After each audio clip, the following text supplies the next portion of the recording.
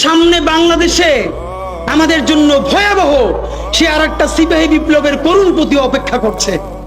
আপনারা অনেকে ভাবতেছেন এইটাও কি সম্ভব?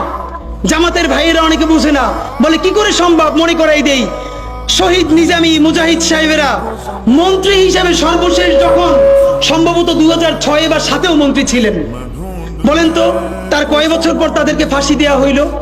10 বছরও লাগে নাই। রানিং ফুল মন্ত্রী ছিল, লক্ষ লক্ষ মানুষ তাদের সাথে ছিল, তাদের মন্ত্রণালয়ে একটা পয়সার দুর্নীতি বের করতে পারে নাই।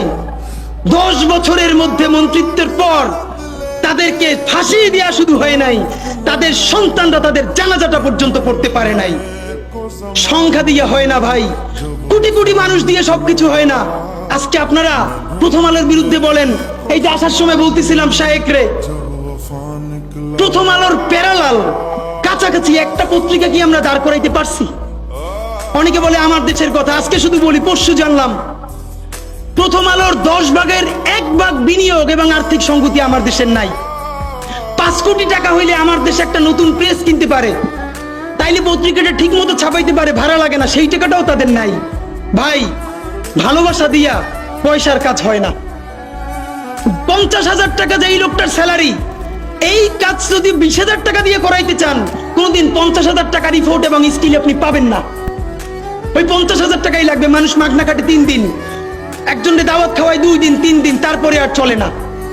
আমাদের আর্থিক যোগ্যতা অর্জন করতে হবে। আমাদের অনেকগুলো প্রতিষ্ঠান লাগবে, একটা প্রতিষ্ঠান না। আমাদের ভাইদের সমস্যা কি জানেন?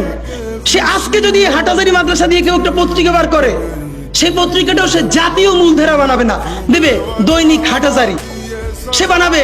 মানে কোনো না কোনো ঘুরে ফিরা তার চিন্তায়, মননে, মগজে প্রথমে হয়তো হাটাজারি, সর্বোচ্চ বড় হইলে হেফাজত, এরপরে সর্বোচ্চ বড় হইলে বাংলাদেশের শুধু মুসলমান।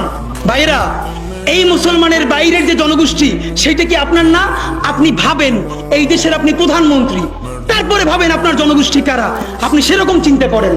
সুতরাং আমি কথায় অনেক ভুলভ্রান্তি বলতে পারি, কিন্তু বিশ্বাস করেন আমার কলিজা চিল্লেও আপনারা শুধু যেটা পাবেন সেটা হইল, আমি চক্ষু বন্ধ করে দেখতে পাই।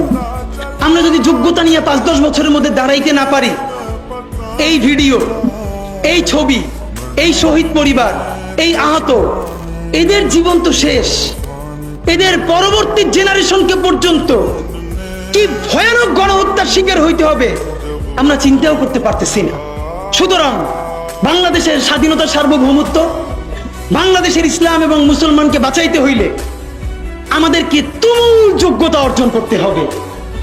এই মাদ্রাসা শিক্ষিত জনগোষ্ঠীর মধ্যে হাজার হাজার ছেলে লাগবে যারা সিএনএ